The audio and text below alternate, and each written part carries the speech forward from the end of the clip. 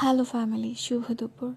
কিছু মানুষ আছে যারা একদমই অন্যের ভালো সহ্য করতে পারে না, অন্যের ভালো দেখে জ্বলে পুড়ে মরে, আর যেভাবেই হোক তার ক্ষতি করার জন্য তার পেছনে উঠে পড়ে লাগে। সো আমার পিছনে এরকম কিছু আননোন মানুষ লেগে গিয়েছে। আমার পিছনে না, আমার পেজের পিছনে। তোমরা হয়তো খেয়াল করেছো আমার পেজের অনেক রিচ কমে গেছে, আগের থেকে অনেক ডাউন হয়ে গেছে।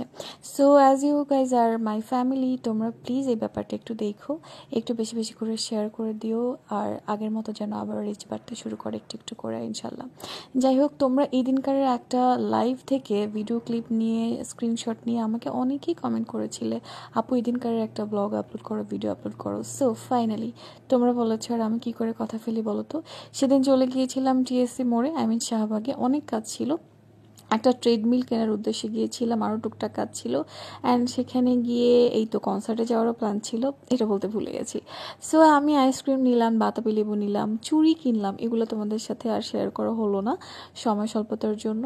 এরপর এই যে এখানকার একটা ছবি তোমরা আমাকে দিয়ে খুব বলছিলে ভিডিও আপলোড করতে, এটা হচ্ছে এই কনসার্টের এক ফাঁকে এনজয় করতে করতে ভিডিও করেছিলাম, লাইভ করেছিলাম।